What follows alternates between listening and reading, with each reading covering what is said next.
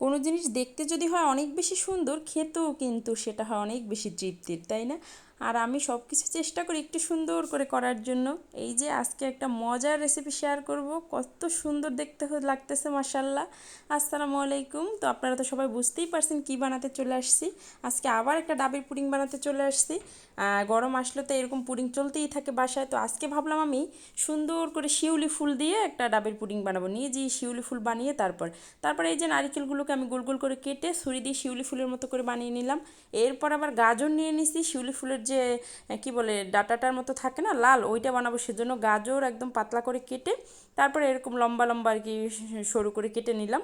তারপরে মাঝখান থেকে একটু করে তারপরে আর কি এগুলো দিয়ে দেবো। দেখতে একদম মনে হচ্ছে না যে একদম তাজা ফুল গাছের নিচ থেকে কুড়িয়ে নিয়ে আসছি শিউলি ফুল।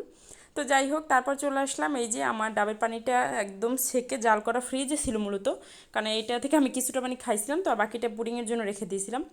তো যাই হোক, তারপর আমি এর মধ্যে দিয়ে দিচ্ছি 2 চামচের মতো চিনি। আর পুডিং যেহেতু একটু মিষ্টি মিষ্টি না হলে ভালো লাগে না, ডাবের পানিটাও যদি অনেক মিষ্টি ছিল।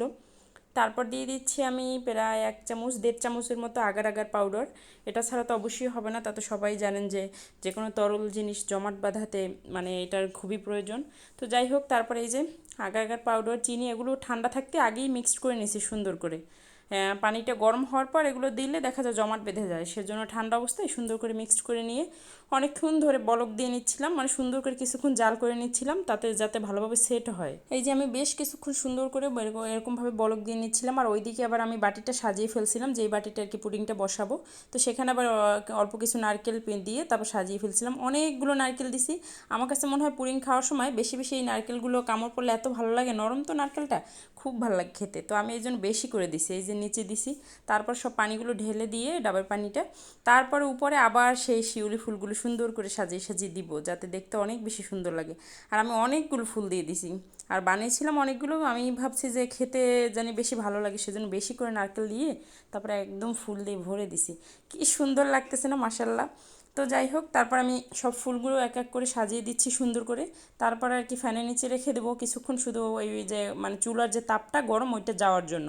তো গরম তাপটা চলে গেলে তারপর এই যে একটা ঢাকনা দিয়ে ঢেকে আমি সুন্দর করে ফ্রিজে রেখে দেবো 2 ঘন্টার জন্য। আসলে সেট হওয়ার জন্য না, সেট অলরেডি ঠান্ডা হয়ে গেলেই হয়ে যায়। তো আমি রেখে দিয়েছিলাম একটু ঠান্ডা হওয়ার জন্য ফ্রিজে, যাতে অনেক ঠান্ডা ঠান্ডা হলে এই ডেজার্টগুলো খেতে অনেক বেশি মজা লাগে। তো যাই হোক, তারপরে এই যে ফ্রিজ থেকে নামিয়ে আমি একদম কেটে নিলাম।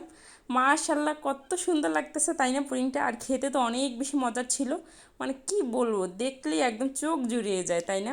অনেক বেশি সুন্দর। তারপরে তো খাওয়ার পালা, খেতে চলে আসলাম। আমার জামাই তো অফিসেও নিয়ে গেছে, তার এত ভালো লাগছে। আর খেতে তো অনেক বেশি মজা ছিল। এই যে আমার কাছে তো দেখতেই ভালো লাগছে, আমার মন মানে মনেই চায় না যে এটা আমি কাটি, কিছুতেই কাটতেই চাই না। আমার ছেলেও বলতেছে কাটার দরকার নাই।